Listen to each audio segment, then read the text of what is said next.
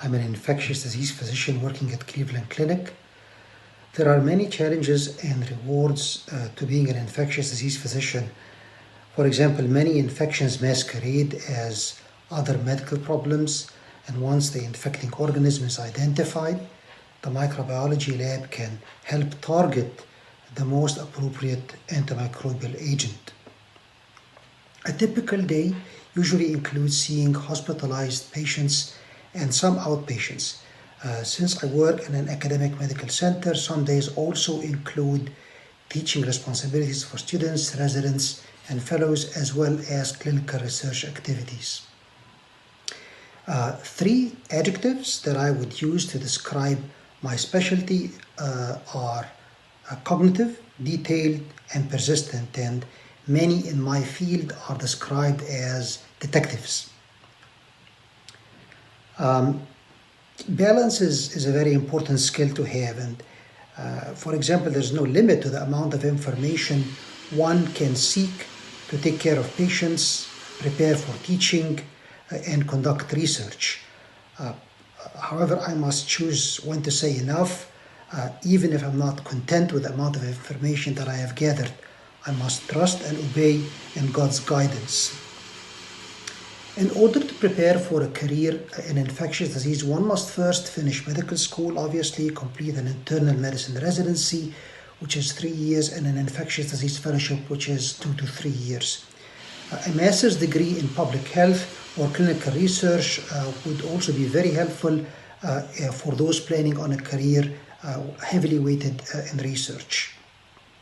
There are different career paths in infectious diseases, such as private practice, patient care in academic medical centers, public health, clinical research, basic science research as examples. Direct patient care allows one to interact closely with patients, family members, and other healthcare providers, but can obviously be exhausting if one does not set limits. Research allows one to be curious and move the field forwards, but likewise, it's not easy. It can also be very exhausting if one does not set limits. The field continues to evolve on multiple levels.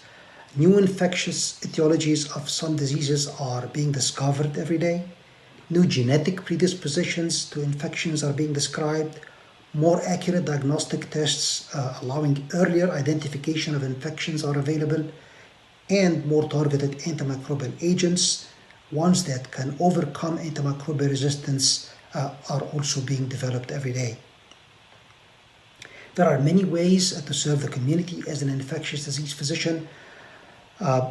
Primarily, I would think awareness. Awareness of the risks of acquiring certain infections is probably the most important. For example, the risks of foodborne infections, respiratory acquired infections, sexually transmitted infections. As important to this is also educating the community and other healthcare workers of the risks associated with the use and abuse of antimicrobial agents. This would include a distraction from pursuing the correct diagnosis for other medical problems, development of antimicrobial resistance, and allergic reactions which can be serious. My desire to be an infectious disease physician was fueled during my internal medicine residency by seeing patients presenting with symptoms that may or may not be due to infections.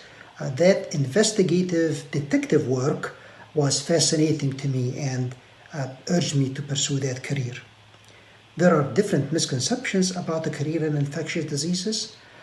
For example, I once thought that once a microorganism is identified from a patient's blood sample, for example, that the problem is solved. We live in a microbial world, so identifying microorganisms does not necessarily mean that this is what's causing the disease.